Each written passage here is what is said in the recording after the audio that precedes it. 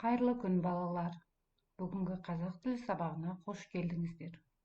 Сабағымыздың тақырыбы антоним дегеніміз не? Бүгінгі сабақта антоним сөздерді ажыратып және сөйлеуде қолданып үйренесіңдер.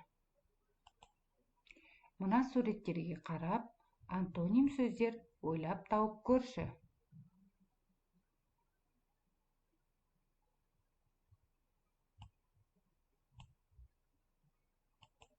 Ал дайын болсақ тексерейік.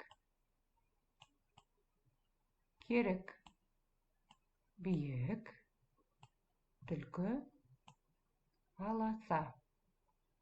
Тамаша. Келесі тапсырмаға қарайық. Қант және бұрыш.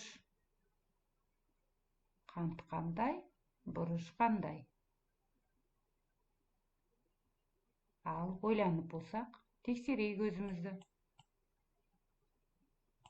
Қант тәтті, бұрыш ащы. Тамаша, балалар. Келесі тапсырмаға назар аударыңдар.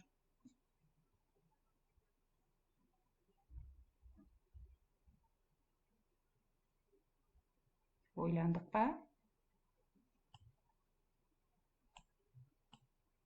Айдос отыр.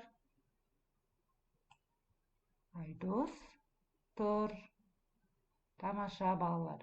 Егер сендердің ойлаған жауаптарың осындай болса, өте жақсы. Балалар, осы сендердің ойлап тапқан сөздерің ол антоним сөздер деп аталады.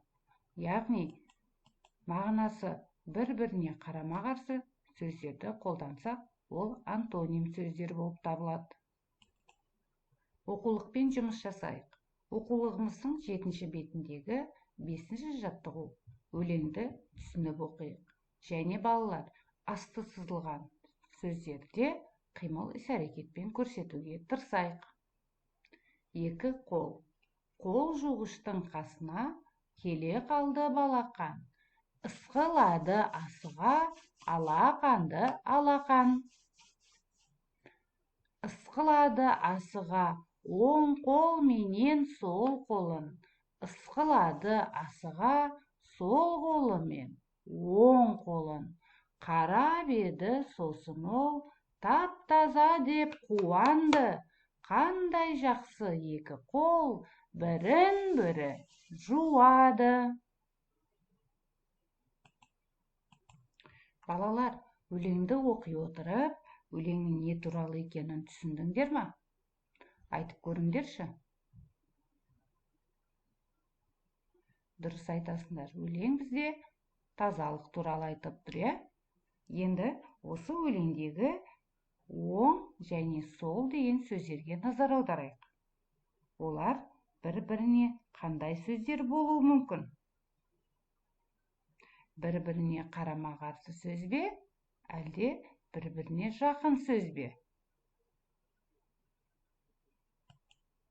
Ал балалар, енді дәптермен жұмыс жасаймыз.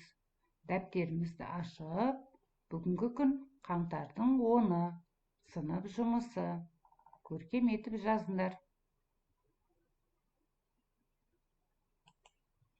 Оқулығымыздың 7-ші бетіндегі 6-шы жаттығуға назар аударыңдар. Мақал-мәтелдерді көркем, қатесіз көшіріп жаз. Антоним сөздерді тауып, астын ирек сызықпен сыз. Алдымен балалар, көшіріп жазбас бұрын мақал-мәтелді мұқият қатесіз оқып шығамыз. Одан соң дәптерімізге қатесіз көркем көшіріңдер. Мақал-мәтелді көшіріп болсақ, антоним сөздердің тауып, астын ирек сызықпен сызыңдар. Келесі балалар, 8-ші беттегі 8-ші жаттығуға назар аударайық. Бос төргездерге олардың тұсындағы сөздердің мағынасына қарама-қарсы сөздер жазуымыз қажет.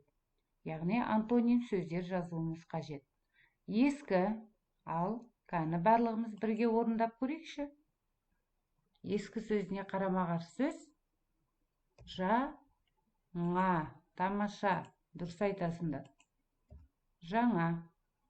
Келесі сөз жақсы. Жақсы сөзіне қарама-қарсы сөз жаман. Өте жақсы. Келесі сөз жарық сөзінің қарама-қарсы сөзі. Ал ойланайық. 7 әріптен тұрады.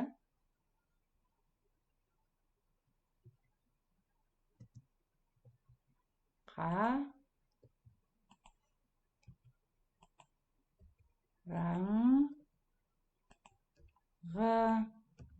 Өте жақсы балалар. Дәптерімізге жазып алсақ болады. Балалар, келесі тапсырма ол жеке жұмыс. Яғни қолыңа кез келген 2 затты ал. Сол заттарды салыстыра отырып, антоним сөздер тауып, дәптеріне жаз. Бірнеше сөздер жазсаң болады. Бірақ бүгінгі қайталанған сөздер және оқулықтағы сөздерді қолданбауға тырысыңдар.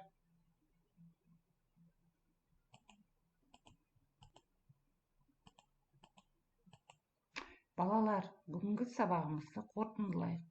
Тілімізде мағынасы қарама-қарсы сөздер кездеседі. Мысалы, аш, жап, аз, көп, қорқақ, батыр, тағы да басқа сөздер бар.